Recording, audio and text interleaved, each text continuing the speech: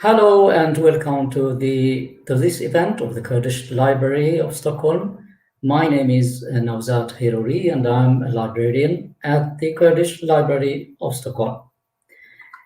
Mamuzin, and in English it's Mam and Zin, is a famous classic Kurdish love story. Some call it the Kurdish Romeo and Juliet. The romance of Mamuzin has become the subject of numerous studies and literary and artistic works. One of the most in-depth and comprehensive is the dissertation of Michael Chyet entitled "And a Thorn Bush Sprung Up Between Them: Studies on Mamuzin, a Kurdish Romance." And Michael Chyet is with us today to discuss and to talk about Mamuzin. Welcome, Michael Chyet. Nav Khairan Dabi, thank you very much. It's a pleasure to be here. So, in few words, and he's, of course, more, he needs more than that to be introduced. So Michael Chyet is a folklorist, linguist, lexicographer, teacher of Kurdish, and cataloger of Middle Eastern languages at the Library of Congress. His outstanding Kurdish English dictionary was published in 2002. Its second edition, with the title Farhanga Bruski, came out in 2020. And today, Surin Masifi is going to discuss and have the conversation with Michael Chyet on Mamuzin. Welcome, Surin. Thank you. And Surin Masifi is a librarian and a literary researcher. She has a great passion for and interest in Kurdish literature. She is among the most active volunteers for the Kurdish Library. So, Surin, the floor is yours. Great, thank you. Okay, thanks a lot. I hope this works because I am on my phone, but it should work. So let's see. First of all, I want to say that it's a great pleasure to have this conversation with you, Michael. I've had many great conversations with you when we've met at the Kurdish Library. So I've looked forward to this one too. And this morning, I was actually listening to one of your talks on YouTube. I began my morning by researching, and I do that sometimes because you have many interesting talks. So I want to begin by something that you say in this interview. You say that at the beginning you were going to write your dissertation about Turkish dialects, but the area was strictly controlled. So you dropped it and then you decided to write about this classic Kurdish folk romance, Mamuzin. And then, which I am very happy that you did, despite the circumstances. But then I also heard something else that I would like you to confirm shortly. I heard somewhere that when you were reading Mamuzin, you started doing a little dictionary for yourself. And this dictionary led to your dictionary. Is this correct? Not exactly. I'll answer it, but first, I'm always, when I speak publicly, I have to give a little disclaimer. So let me get it out of the way. Okay. Everything that I'm going to say is my personal opinion and does not reflect my employer, the Library of Congress. That's done.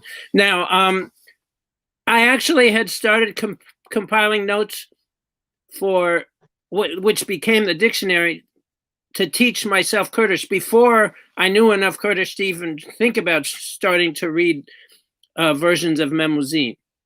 But then as I continued to read that, a lot of that, the words that I looked up there ended up in the dictionary, absolutely, but it didn't begin that way, no. Yeah, okay. That's great. So today we're going to talk about your dissertation, and a thorn bush sprang up between them.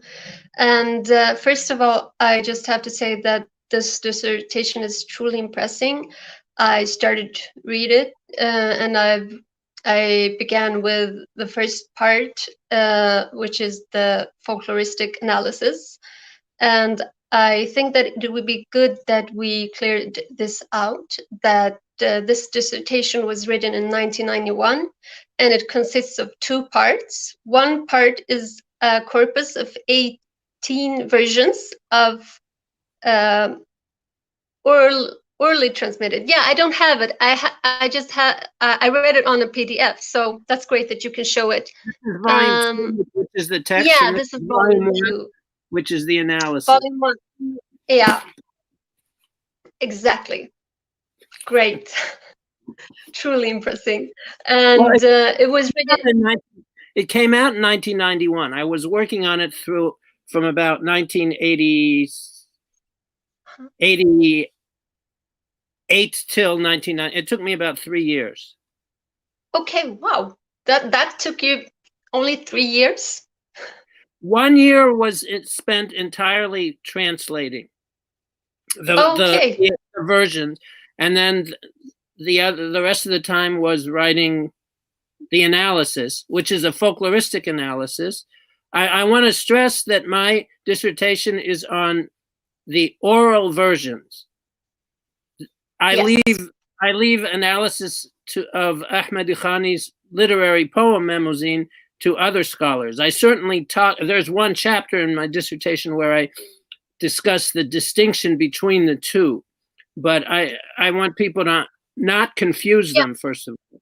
Exactly. I was actually going to mention that, because you say in your dissertation, I wanted us to, before we enter into that discussion, I wanted you to say something about, since many years has passed since you wrote your dissertation, in your dissertation, you write that the field of Kurdish folk poetics is still virtually virgin territory.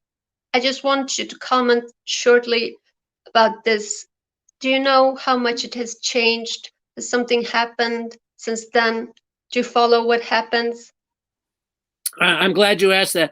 I have, in preparation for this interview, I've reread the first volume of the dissertation, which is the analysis, and I just want to say, first of all, this was before the internet, so all of the research that I did was done from, books and interlibrary loan. There wasn't an internet that I could go to get any of this information. So now when I look back at how exhausting I mean, I was young then, so and I was, enthusiastic about it. But one of the things that struck me is how, if this were to be published as a book today, which was my initial intention anyway, it would require a lot of updating. So first of all, when it comes to Deng Beji, we have Wendy Hamlink's wonderful book, The Sung Home, which didn't exist then. And when I mention in passing, and when I talk about Zaza, for instance, that's before Ludwig Paul's wonderful Zazaki reference grammar came out, so I don't mention that. There are a lot of things like that would need to be updated. There are also many more versions of Memuzin available, both in print, and I now have access to a great many of them recordings.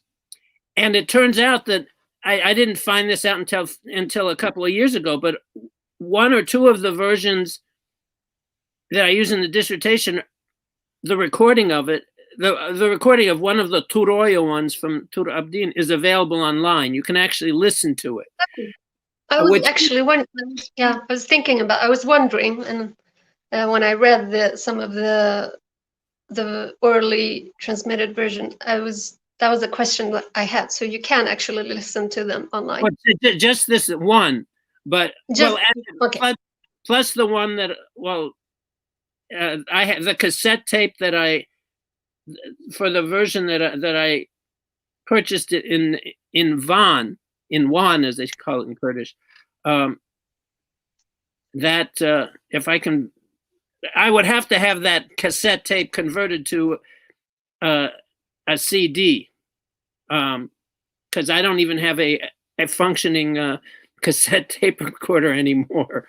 But I mean, that one I had transcribed myself back. So I mean, but in general, there is still a lot of stuff that needs to be updated, and I also want to make the very important point that with all the Dengbejas that exist today, it seems that Memuzin is not a major story that is told now. A lot of the stories that are told are factual, based on factual events that happen, and legends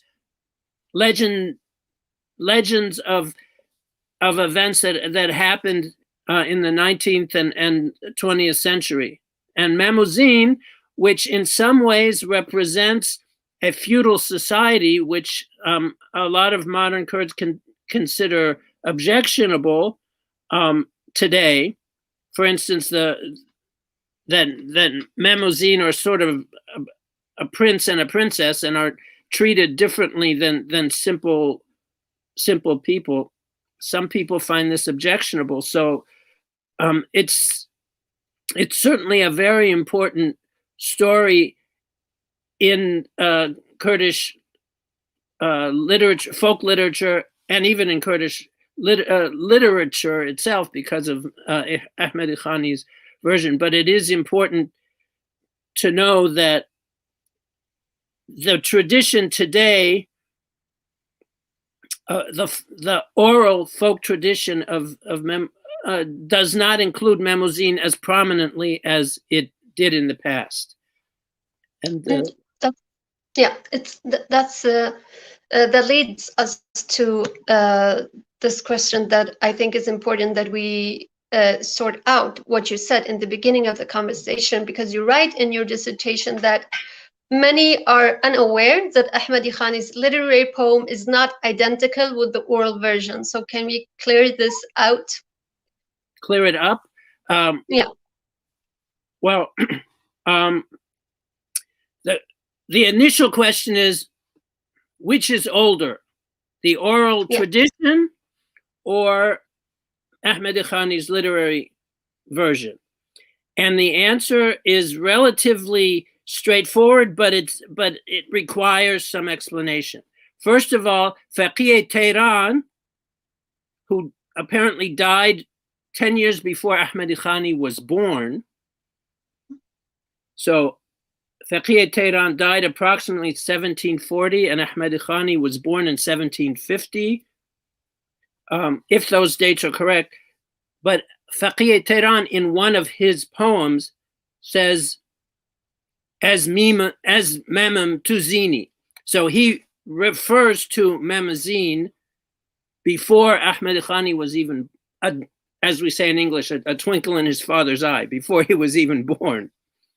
So it's clear that it was known to Kurds before then.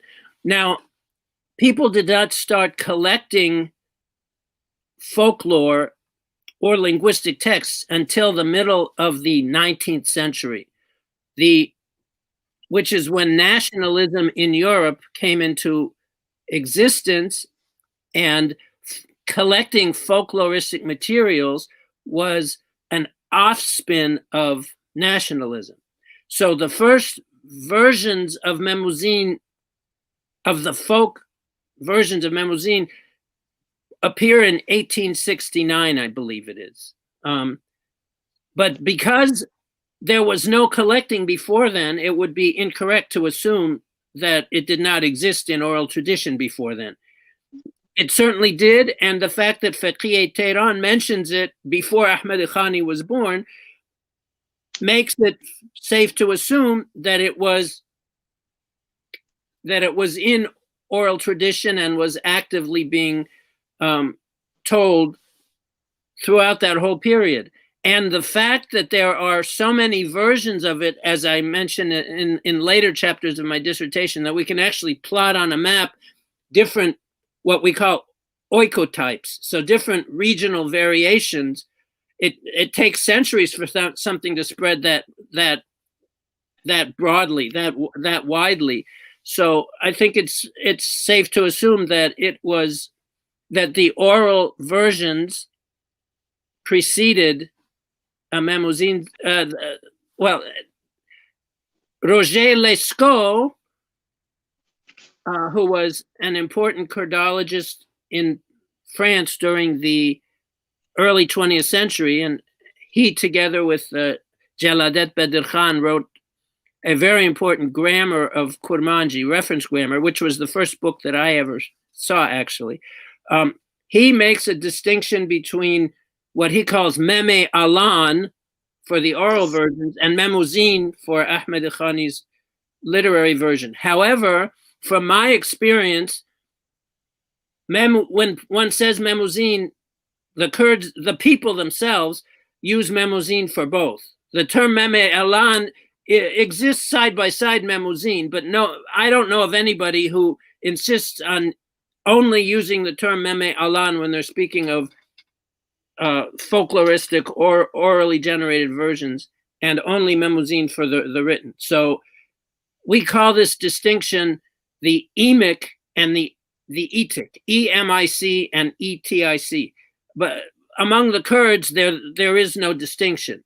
So it's an artificial distinction if we were to insist on using Meme Alan only in speaking about what I wrote my dissertation about.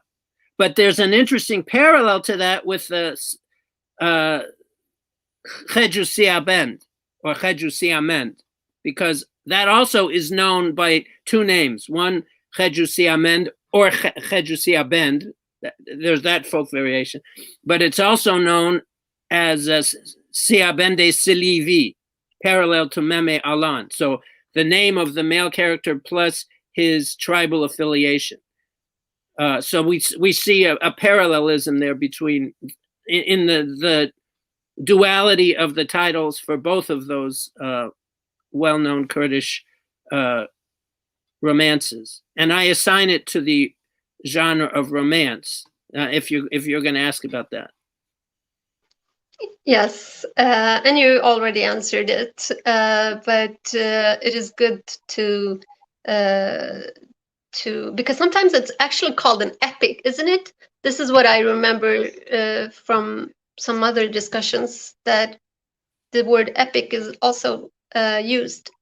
Do you remember? There's a chapter in which I discuss when I arrive at the genre, what genre to assign it to.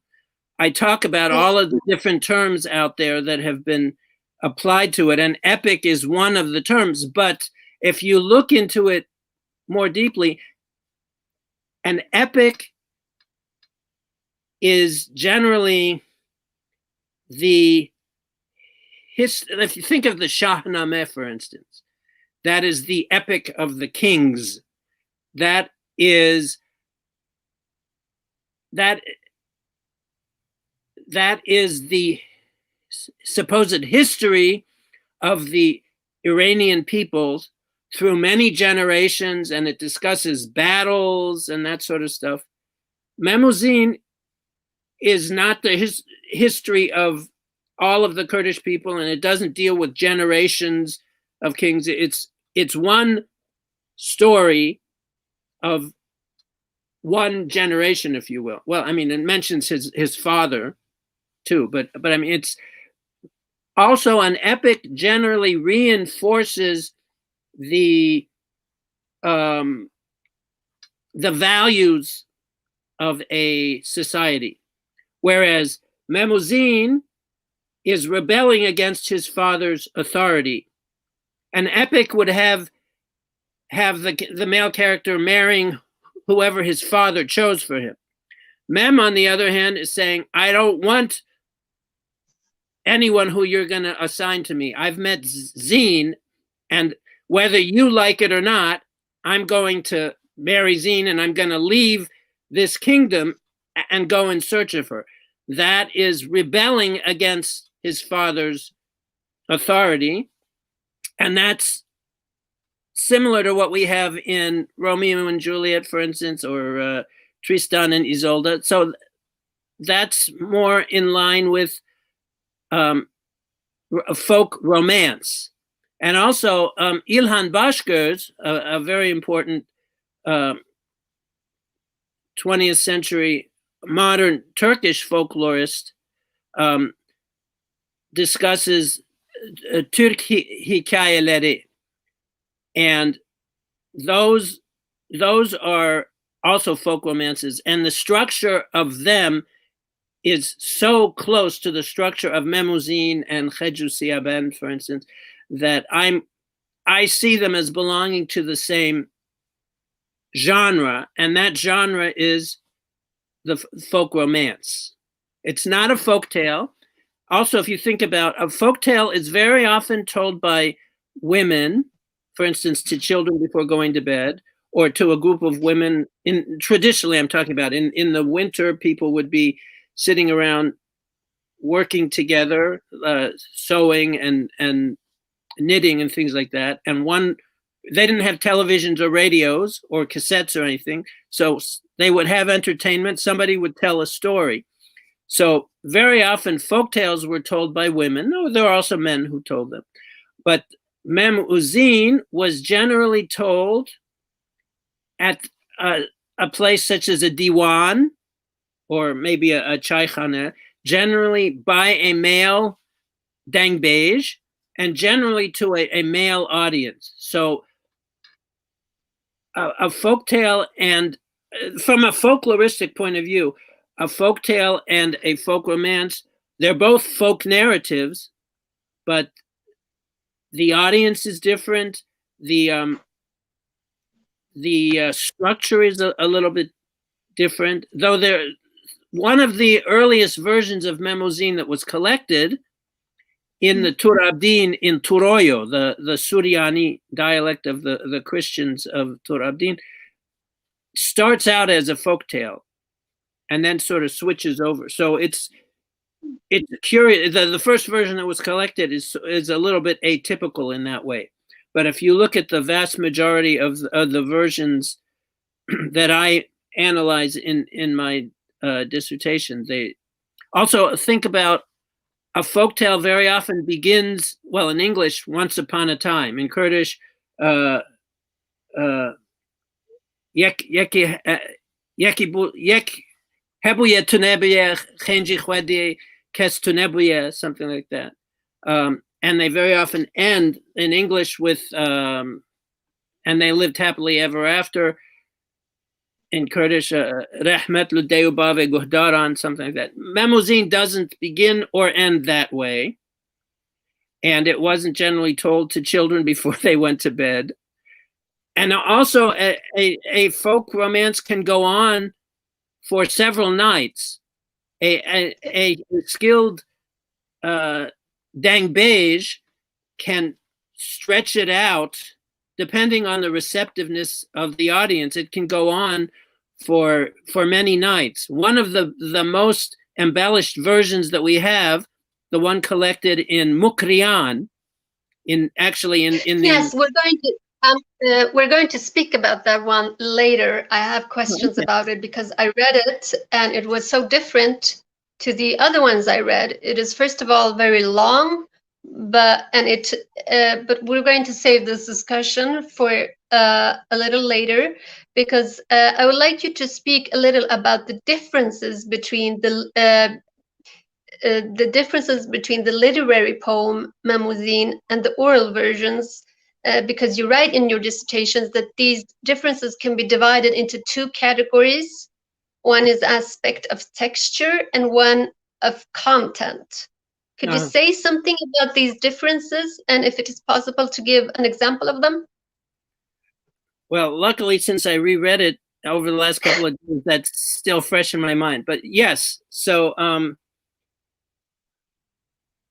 the literary poem, Ahmed Khani's Mem Uzin, is in what's the Masnavi, a Persian Masnavi form. So, and in what is called Hazaj meter. So it's 9 or 10 beats per hemistick, I think. But every verse consists of 2 hemistics. And the first hemistick and the second hemistick of each verse rhyme. So there's rhyme within each, but each line does not rhyme with the line above it or the line before it or the line after it. So there's rhyme within each verse at the end of the first hemistick and the end of the second hemistick.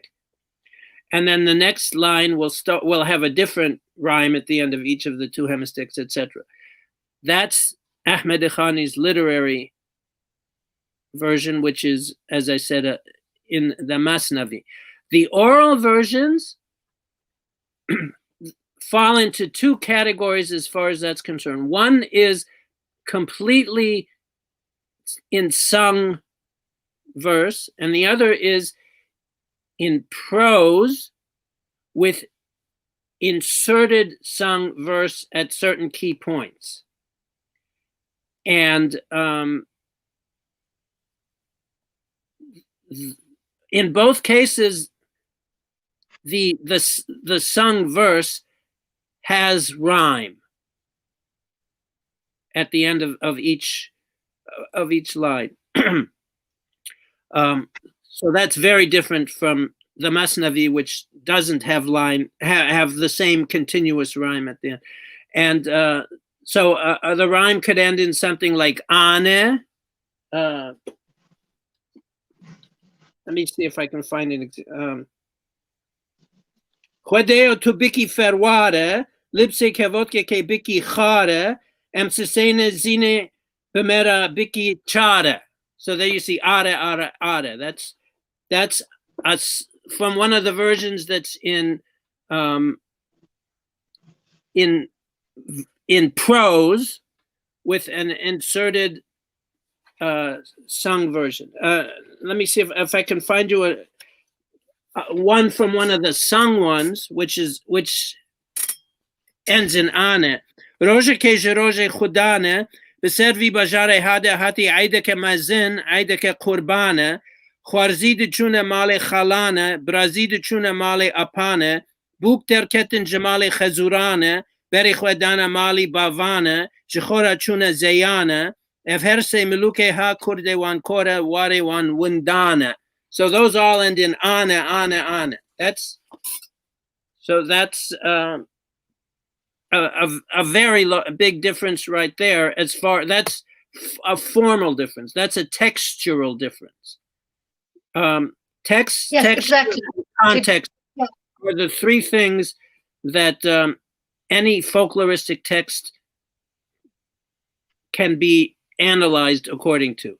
So that's the texture. We talked about the texture, which it's very hard to translate that sort of verse, the ending in ana, into another language. It's and have it all rhyme. I mean, you can only do that if you're trivializing the meaning. It's just not possible. Now, as far as the content, all of the oral versions, the folkloristic versions, mem is from a different place than zine is. Zine is from Jazira Bota, an actual place that exists. Mem is from, in many versions, he's from a place called Mukhur Zamin, Maghreb Zamin, but in southern versions, he's from a place called Yemen. Yeah. Those are the 2 most common places. So it turns out, if you look at all Mukhur Zamin, Maghreb Zamin, if you look at all of the variants of that, it's Maghreb Zamin originally, which means the land to the west. And Yemen, in Hebrew, Teman, it means both Yemen and south. And in general, it comes from a root in some Semitic languages meaning south. So in some versions, he's from a Western place, a mythical, imaginary Western place.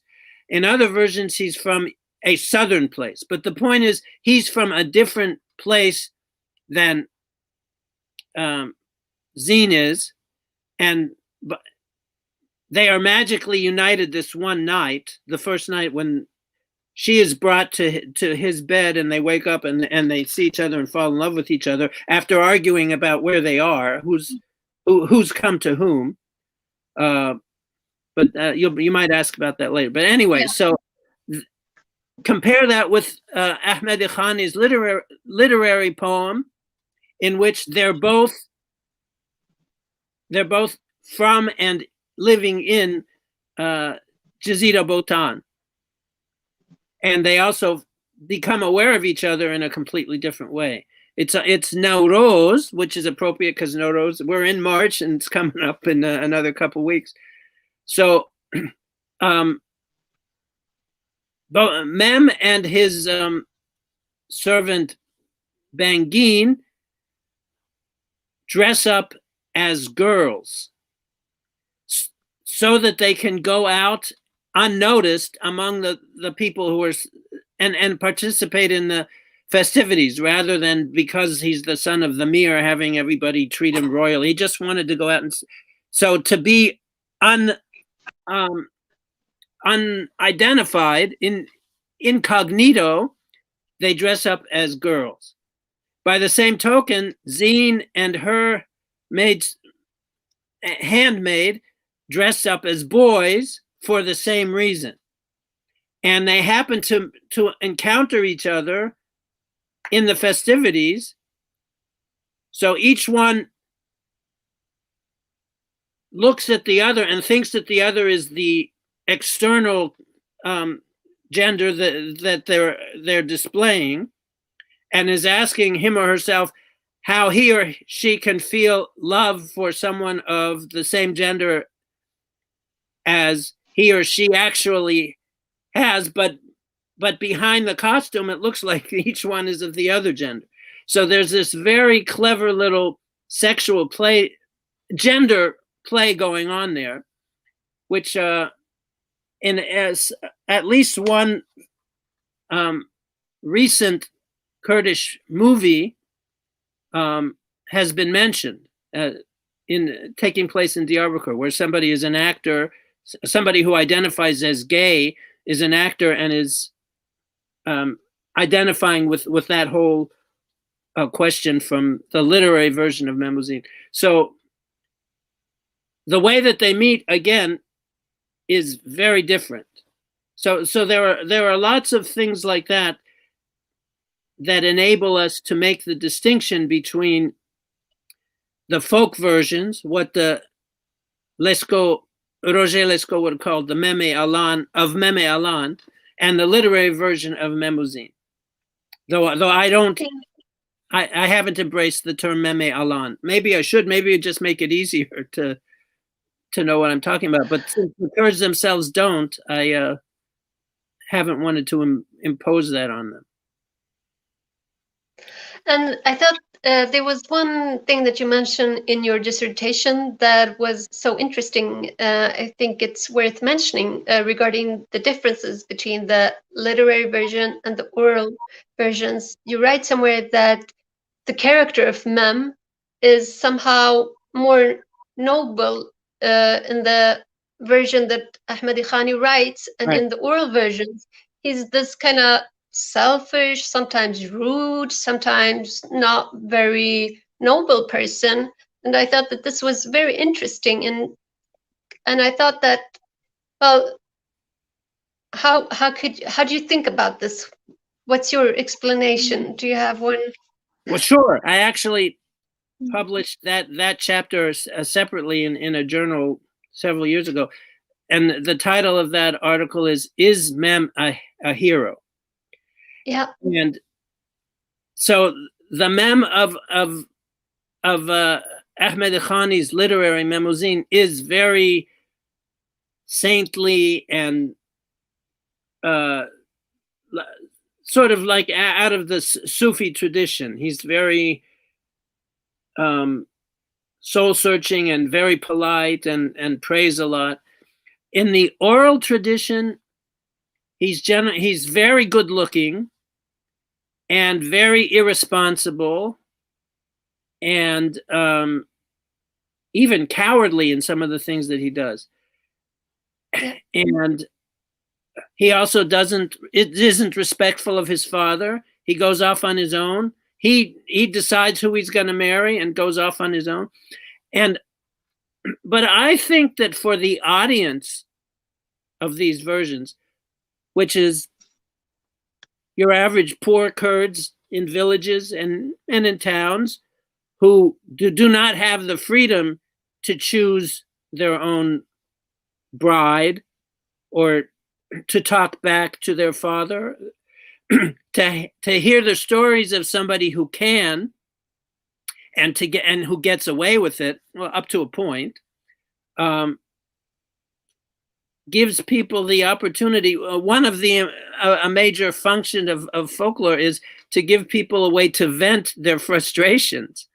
And I think that for a lot of poor people who over the centuries have had to do what their superiors told them to do, when they hear of a folk character, sort of like Robin Hood in English tradition, who robs from the rich and gives to the poor, so something like that. Somebody who can get away with doing the things that they themselves in real life cannot get away with doing. They invest this character with heroic quality, or they see him as a hero because he can do what they can't. That's my interpretation. Yeah. Yes, and I also think that maybe there's another example that relates to this, because when you write about Zine, you say that, well, if we look at her character, she's pretty much the same in the version that Ahmadi Khani writes and in the oral versions. And while I was reading this, I was thinking that, maybe this was because the majority of the Dengbej were male. And to me, it seems that if you're a male Dengbej, it might be more easy to identify with a male character than it is to identify with a female character. And well, I would just go on to say, in addition, the audience was largely male. Know, in Diwan Khanes and places like that was large. Both the teller and the audience were largely male. So yeah, I'm supporting what you're saying, just taking it one step further. Yes, exactly. Because you also mentioned the audience is also very important to mention, because you say that this is the most interesting part to me when it comes to performance aspect, because the audience plays a role, if it's hostile or if it's receptive, and the way that it affects the tale teller. So can you say something about that too? Because I thought it was so interesting the way that the audience somehow is also co-creating something in some way. Well, the problem with what we have of Memouzine is, my dissertation is based on 18 versions, which, with the exception of the one from Juan that I found myself on a cassette tape, all of the others were printed in books or in journals, and they were text oriented, and the performance aspect was almost non-existent. I have one chapter in which I try to tease out little details here and there that suggest, but I can only suggest because that was not during the 19th and 20th centuries, before tape recorders and camcorders and all this sort of stuff. People who went around the world and collected folk tales and things like this both for linguistic and for folkloristic use, were very text oriented. I mean, we don't know how many people were in attendance when these were recited, but the version, Oscar Mann's version, the version that was collected by Oscar Mann in Mukrian, is much longer than all the others. And at the end, he says that it took him 4 nights to recite it. So one can assume, we don't know for a fact, but one can assume that that was told to an audience that was receptive. I mean, based on the logic, but it's still guesswork because we can't know that for a fact. But based on the theory, one can assume that. One can hypothesize that, theorize that. And I'm glad that you mentioned this version by Rahmani Bakir, because I would like us to speak a little about it. Because when I read it, I was surprised because, first of all, I wasn't prepared that it was going to be so long, because it's a lot longer than the other versions that I have read so far, because I haven't read all the versions. But it was also very different than the others, the way that it was, textually, that it seemed so elaborate. It had a lot of more details, and it had some interesting scenes in it that were different, very different from the other versions. So my question is, first of all, can you tell us a little more about this version? And then the second question is, I want to know, because I haven't read all the versions, so you're the only one with the answer. There's a scene in this, in his version, where when Memusin discover each other and they have this argument about who came to who, and and then Zine strikes her fist at Mem, so he starts bleeding. And I thought that this was very interesting, and it wasn't in the other versions. Do you remember what I'm talking about, the scene? I would have to look it up to tell you the truth.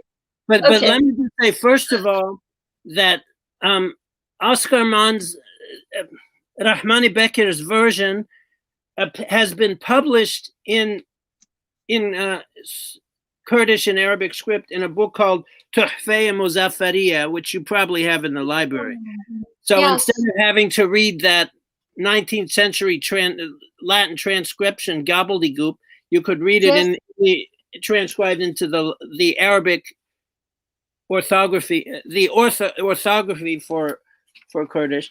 And also another major update is we have at least one more version of Memusin published in Central Kurdish, which hadn't been published. Didn't know about it when I was writing my dissertation. But thanks to my job working at the Library of Congress, cataloging all the Kurdish stuff, that I came across that. And so I mean, when I say I have to update, I would like not only update, but I mean I would like to be able to incorporate some of these other versions into an updated version of the book. Also, I make mention, incidentally, of a book which Kurdoyev, the Russian Kurdologist, talked about, which including 13 versions, which that book had not appeared. The book has now appeared, and it has either 12 or 13 versions, and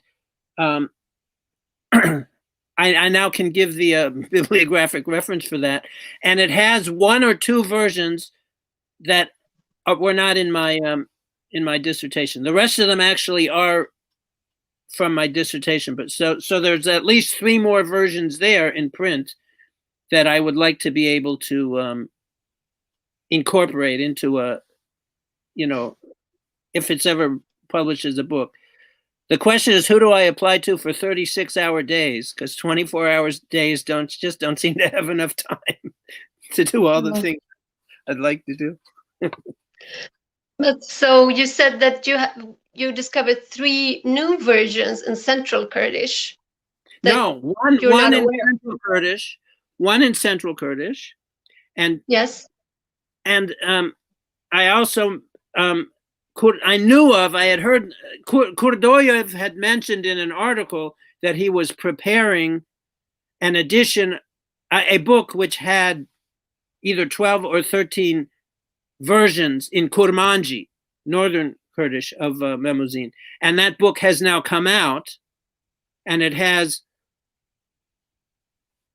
either 1 or 2 additional Kurmanji versions of Memuzin. And also in, I think there's a version in Zain al-Abidin Zinar's Khwenche, which I hadn't known about. So, I mean, there are actually in a recent article of mine, which was published, the bibliography that I have at the end of that has all of the versions that I knew the existence of at that point, but I had to keep updating it after I had sent that into the publisher. I kept finding about of the existence of 1 or 2 more, and I kept having to update that. So but that's the most updated one that I know of in print, and I'd be happy to make that available to anybody who's interested in that. So there's lots more material to work on. Yes. And I was also wondering, this part of your dissertation, the one with the translation, because this is truly amazing material.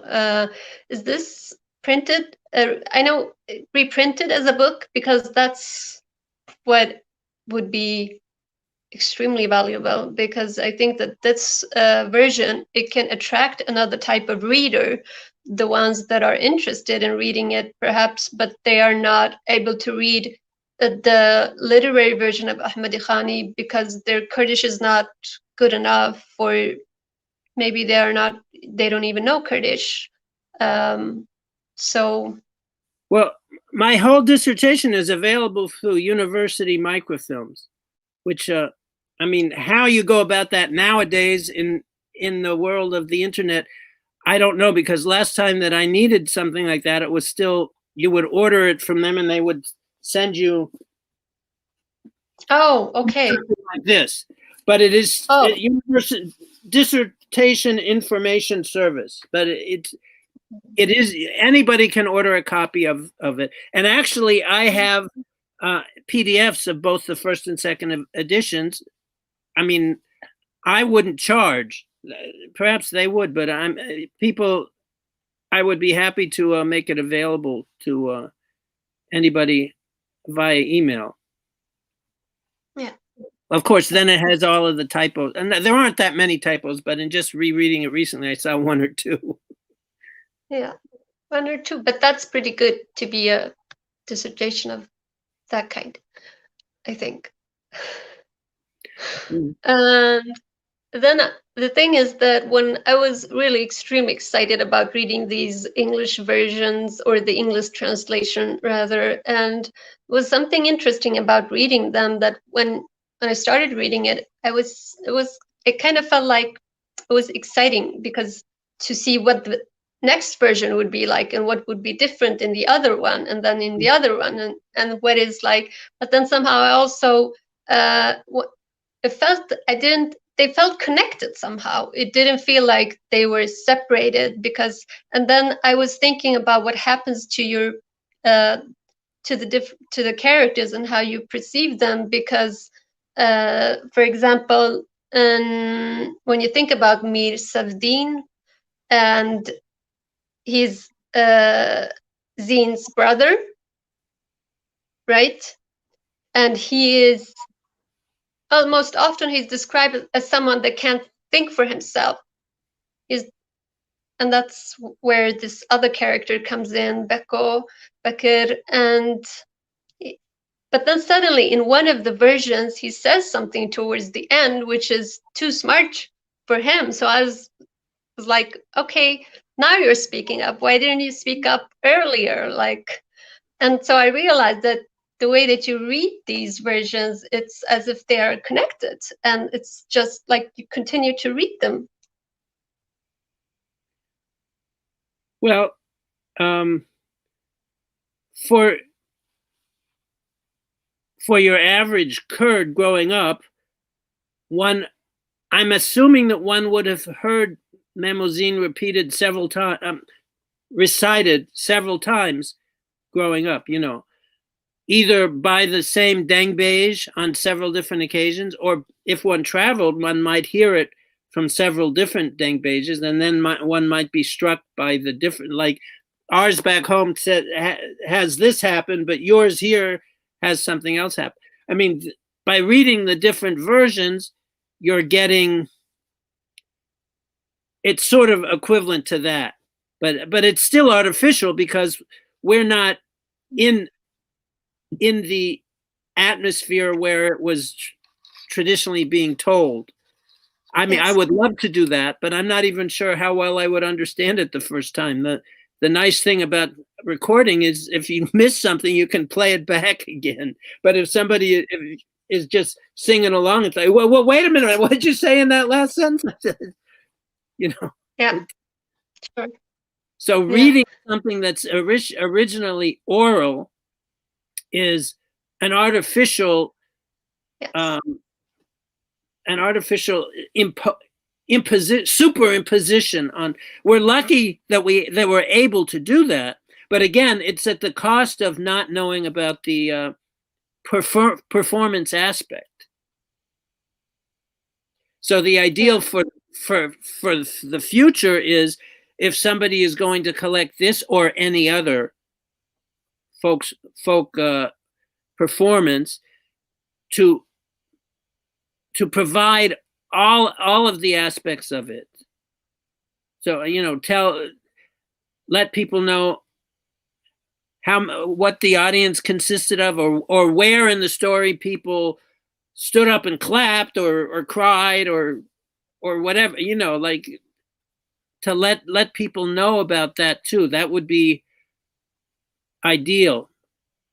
But the best thing to do would be to take a course in folkloristics before one, and field work before one goes in and does that, and get the basic ideas of the basic concepts of what one should be looking for, and then go and collect it. And then I was thinking about another thing while I was reading these. Well, first of all, I was just wondering, do you have a favorite version of the ones that you translated? Like when you were doing the work, did you feel like, oh, this one?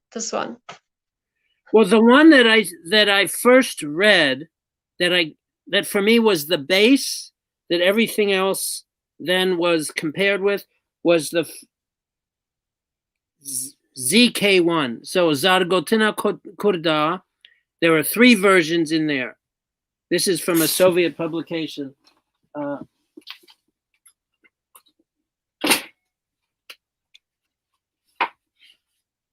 Kurdsky folklore, Zargotina Kurda. It's this wonderful collection from the Soviet era. And so there are 3 versions of Memuzin in there. And the first one of those 3 was the first one that I read. And then after that, there was another Soviet one by Atare Shero, which is almost as long as the Mukriani one we were talking about. There are 2 versions in here, one in Kurmanji, in the Cyrillic script. One has to be able to read Kurmanji in the Cyrillic script in order to read this. And it also has a Russian translation, so you just got to know Cyrillic to be able.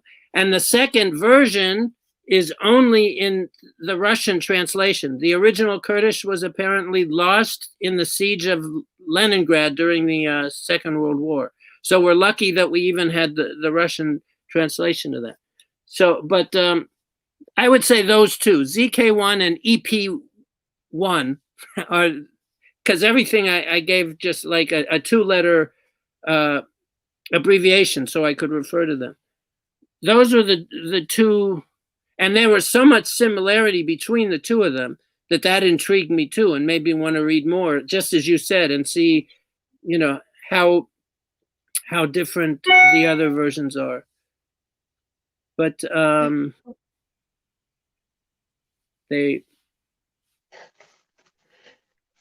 a great It's just story. a lot of, yeah, it's a great story, and there's so much in it. That's what strikes you, that there's so much going on. And I was also thinking about the way that the characters and how they're described, but also what they do. And it seems to me that a lot of what they do and what they feel sometimes come across as extreme, like Kara Tajdin, for example, and his sacrifices. Like, he sets his house on fire, and then he's in another version, he's ready to sacrifice his child and his wife.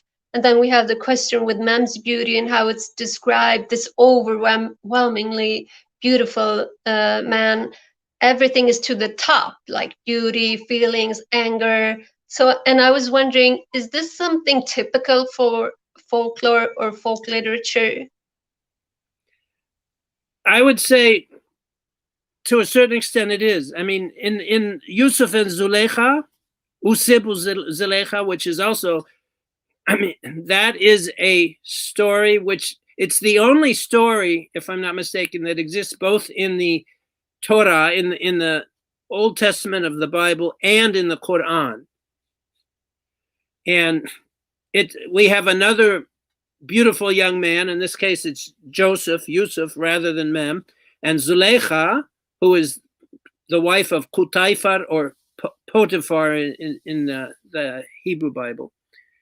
And but she's pursuing him. But anyway, when they describe both Mem's beauty in this story and Yusuf's beauty in that story, like in terms of like these women who are sitting there peeling oranges or lemons, and they're so struck by his beauty that they don't even realize that they're cutting into their fingers instead of eating into the fruit.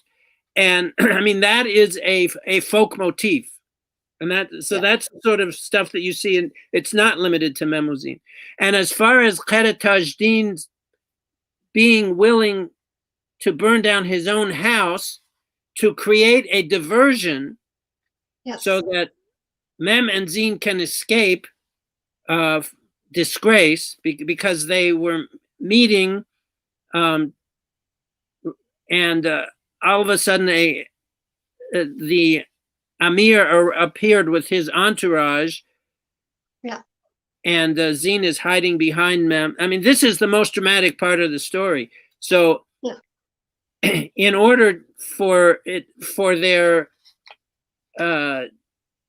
peccadillo to not be exposed, Kara Tajdin does something very extreme. He sets his own house on fire so that the whole entourage runs off to deal with that, and then Zin can escape from hiding behind Mem unnoticed. So yeah, it's very extreme, but I mean, it's sort of almost like written to be in a movie.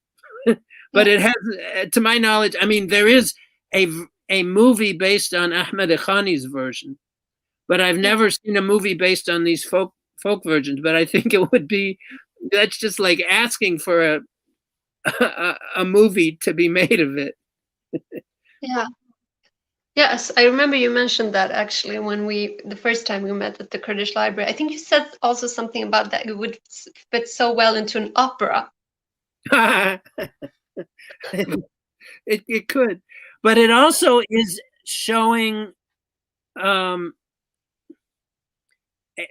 value of friendship, which is highly prized by Kurds and in the Middle East in general, that one would do, like when you say Kurban, as Kurban Tema, may I be a sacrifice to you. That literally means that if I would die in your place, quite literally. So, I mean, you can see Khader Tajdin burning down his own house and talking about sacrificing his own child and stuff like that as sort of a literalization of that, that phrase, which you have that in Persian, Qurban al-Shama, and Qurban olayim in Turkish, and Ana Fida'ak in Arabic. I mean, it's throughout the Middle East. Yeah, that's so. Khader Tajdin is just living. He's living that phrase. He's showing it. It's an embodiment of it, or a personification of it. Yeah. And actually, yeah. But another thing that I was thinking about, and I speak about this a lot with my friends, and when you mentioned reinterpretations no, you didn't say reinterpretations, but like doing a movie version or something like that, an opera version.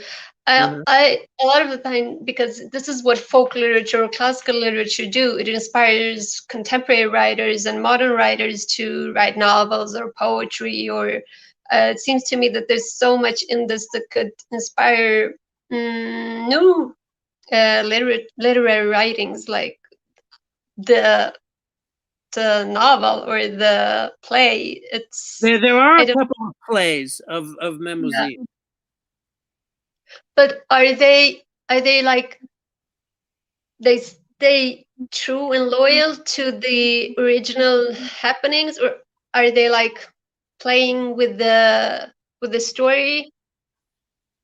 I have cataloged them. I haven't read them, I have to say. I mean, this was after they came to my attention after the dissertation was done.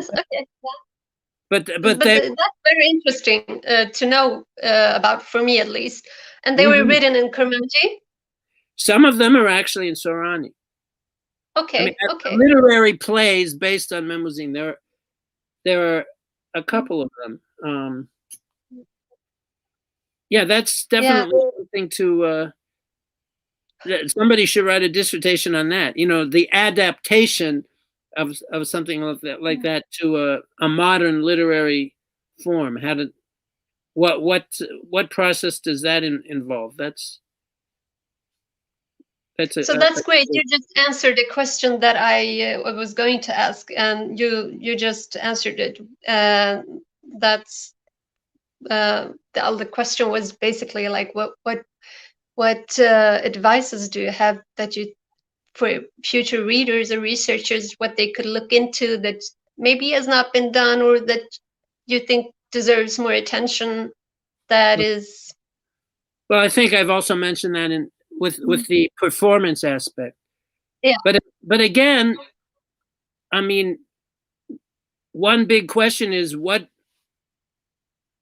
part does the story of Memouzine, is the story of Memouzine continuing to be told at all? Yeah. Or has it been replaced now by other stories that are more immediate to a Kurdish audience? And of course, this is all assuming that Kurdish is going to be passed on to the next generation, that there's going to be a future for it. I mean, this is all you know, if Zmani Kurd pe nepe even be pasharoja, a language not spoken by children has no future. If this language is going to continue, then we can talk about this. But if parents would rather teach their children Turkish and Arabic and Persian and Swedish and English and French, then let's just pack up the whole thing. There's no point in talking about it because it's not going to have a future. And that's not for me to decide. That's for the Kurds to decide. Yes. And I think that, but what you mentioned here is, I think somehow is interesting to speak a little more about, because I have this feeling that generally when people think about Memouzine, nowadays they mainly think about, it's almost this as if they're automatically thinking about Ahmadi Khani. And when they're thinking about Ahmadi Khani, they're thinking about these notions of nation or state building. It feels to me like Ahmadi Khani is more in the center of people's ideas about Mamzine? Well, the thing that I like to say about Ahmed Khani is he was thinking about nationalism 200 years before the idea existed in Europe. He was thinking of a Kurdish nation, and he saw himself in writing Memuzine as laying the cornerstone of Kurdish literature, which I think he did to a certain extent, actually succeed in that. But he also saw Mem represented, let's say, Ottoman Kurdistan, and Zine represented Qajar Kurdistan, because that was the big division in those days was those. It wasn't till after the First World War that the Ottoman Empire was chopped up into Turkey and Iraq and Syria, for instance. So, so Kurdistan was divided into two big sections, and it was a bunch of squabbling principalities, which also would describe Germany during the 19th century.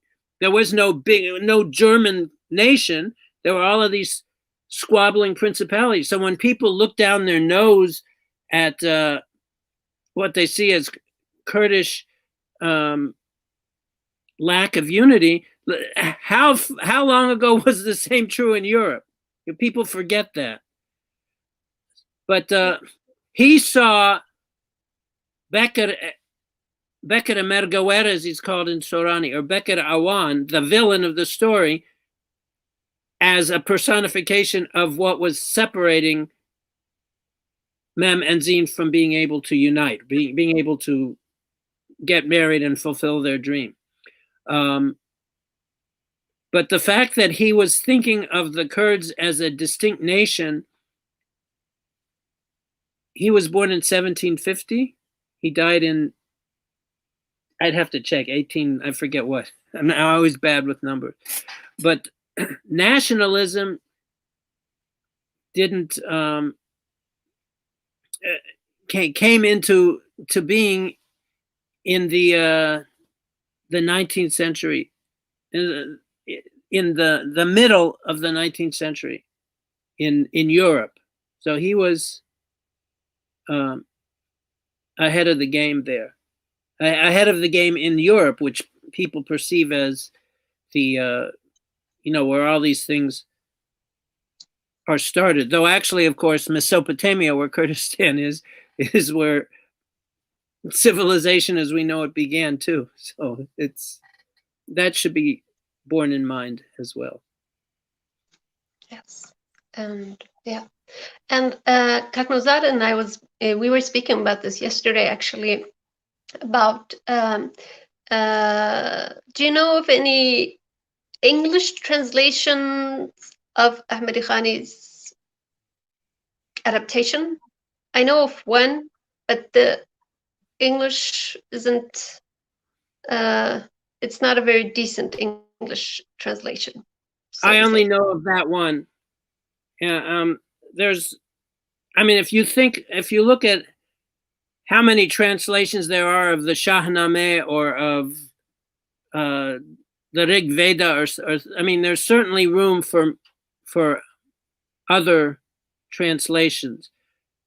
But I would say that it would have to be done by somebody who is, number one, a poet, which I am not. My father was. Yes. A poet, and somebody who knows not only Kurdish, but who knows Persian and Arabic, and maybe even Ottoman Turkish, because the Kurdish that he uses there is from a period when incorporating Persian and Arabic words was considered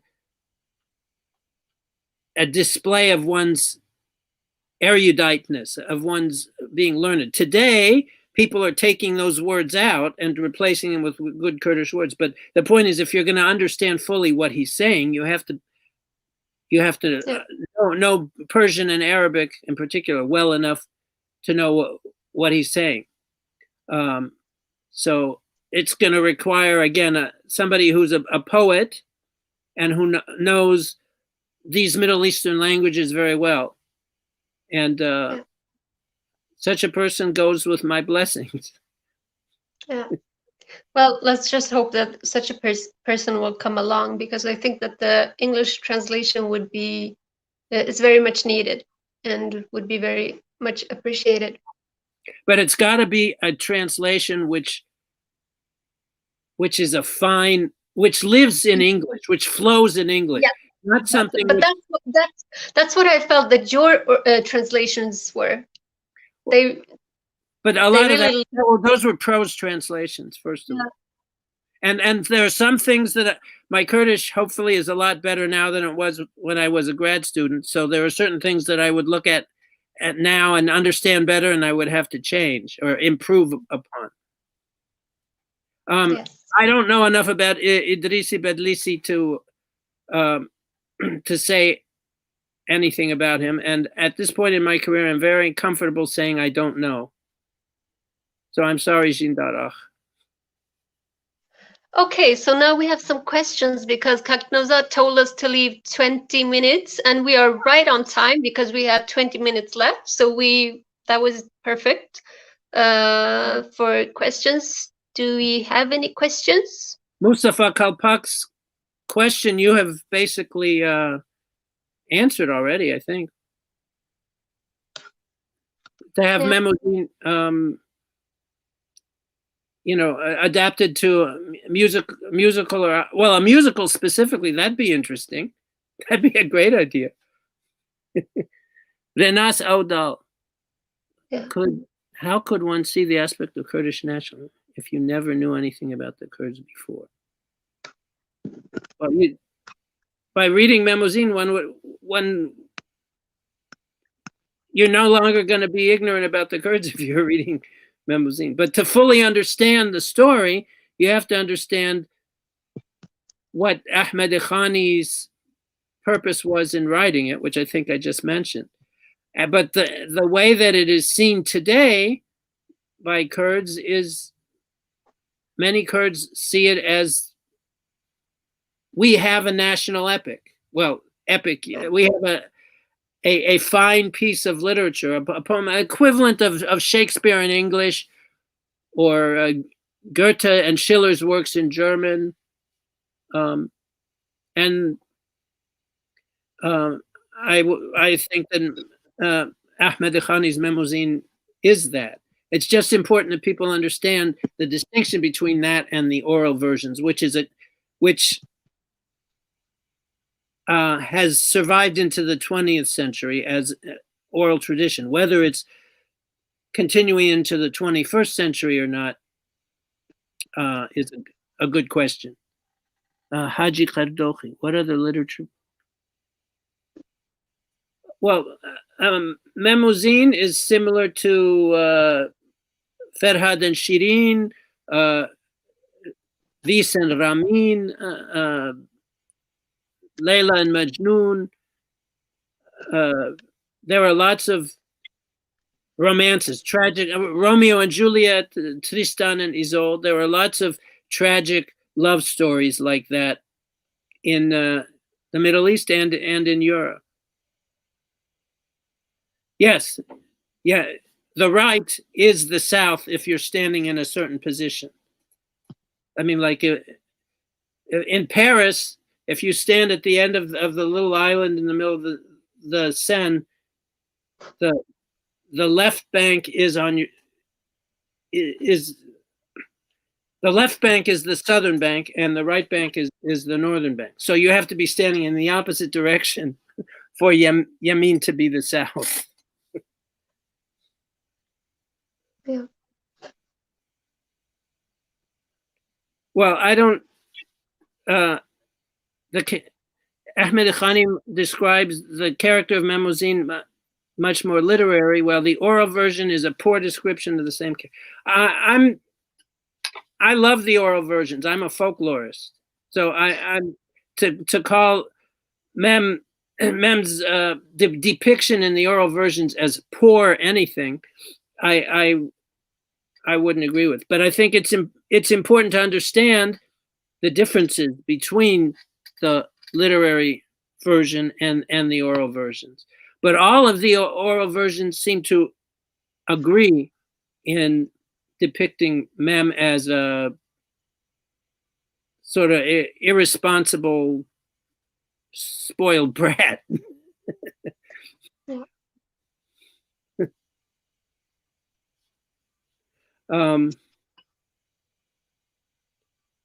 But he has parallels. I mean, there are spoiled brats like that in many literatures. I think I mentioned some parallels in my dissertation. There's a Russian. Yeah, and we have some there are many modern examples too. That of Dorian Gray, which is a very extreme example. For example, speaking of spoiled. Mm-hmm. Well, Yeah. I mean, and also Yusuf from Yusuf and Zulaikha. I mean, these young men who are so beautiful, so physically beautiful that they're almost prettier than women. Yes. I mean, that's the idea that you have with Mem and with Yusuf and Zulaikha, and I think they have parallels in other Middle Eastern literature as well. And that's also a very interesting detail that we somehow, at least nowadays, it's the opposite way around, that women are in the center of beauty. But I thought it was very interesting to learn that actually Mem is described as more beautiful, and it's a part of the argument that the fairies and the angels have. They want to know which one of them is more beautiful, isn't it so? And so they decide to bring them together. Yeah. They sort of basically, that's the beginning of the story. You know, we should bring them together so they meet, and then they meet and they in Mem's bed usually, and then they start arguing whose bed is this, and in the dark, and then there are different ways that they test to find out. In some versions, they go out onto the balcony and they count the number of minarets, and in Mukhur Zamin there are 366, but in Jazira Botan there are only 66, so they count more than 66 and they realize that it's Mem. In other versions, each one of them calls their servant. So Mem calls, well, first Zine calls her servant, Melik Rehan, very often is her name, and she doesn't respond. And Mem calls Bengin, and he does respond. So in both cases, both scenarios, it's proven that Zine came to Mem. But there are also interesting underlying implications, because in general, in traditional Middle Eastern culture, a man pursues the woman. But here she came to him, which one could even argue, does that feminize him? Does that add to the feeling of his being less than masculine? But she didn't act. She was brought there by the doves or the fairies. I mean, she didn't actually come herself. She was lifted and brought. But the point is, when you look for, also when Mem leaves his town and goes off to where she lives, generally in traditional Kurdish culture, the woman comes, when she's married, she comes to where the husband lives. Sometimes it's her first cousin, so it's only next door, but often it's further than that. So when he's going to where she lives, again, that could be interpreted as another example of feminization, shall we say.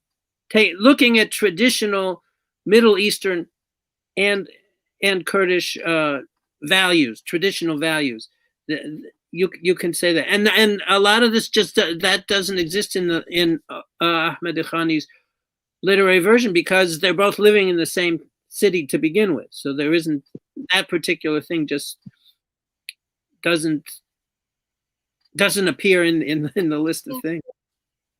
Which is I think it's one of the most exciting parts, actually, because it leads to so many interesting discussions, especially the discussion or the argument between Mamoudzine and the way they talk to each other. I think it's very funny.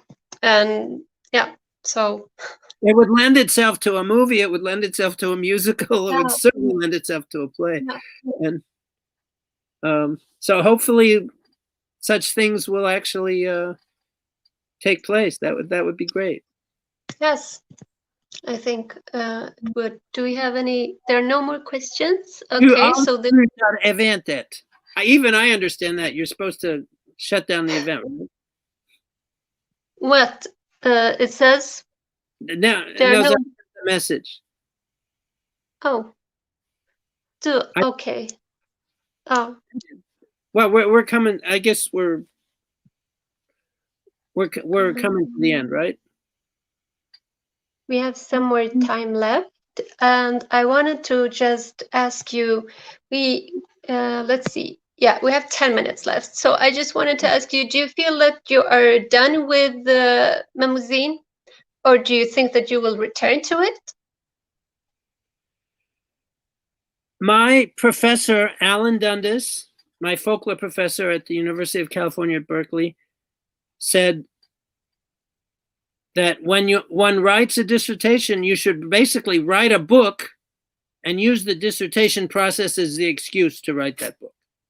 So from the beginning, I intended to write a book, a publishable book. Oh. However, in 1991, no publisher was interested in publishing anything about Kurdish folklore. Today, it's different. Today, I think it would be a lot easier to find a publisher. The problem is, as I said at the beginning, it requires a lot of updating.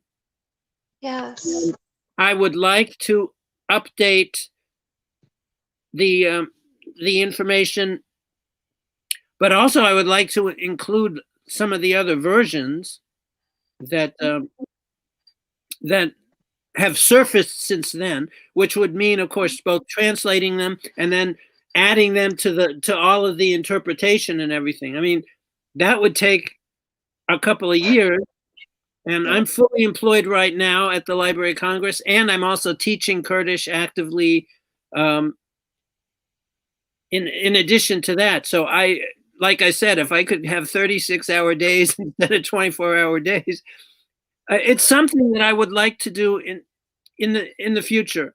It's something that I've thought about, yeah. But I can't say exactly when. And in the meantime, in general, training a cadre of teachers and training a cadre of other scholars to sharing what I know with others so that they can take the ball and run with it. They can improve upon what I've done is a realistic goal. I mean, everything, I want to say that when I came back from Turkey in 1988, and I realized to what extent the Kurds were suppressed, I made a pact with myself that I was going to use the freedom that I have in the United States to write in English about the Kurds, to do what is realistically within my power to do, to help focus attention on the Kurds. And I have a very clear idea of what my limitations are, what I cannot do, and what I can do. And what I can do is, I'm pretty much doing, I think, writing about the Kurds in English with my dictionary, teaching people to the language so that they can see with their own eyes and hear with their own ears. I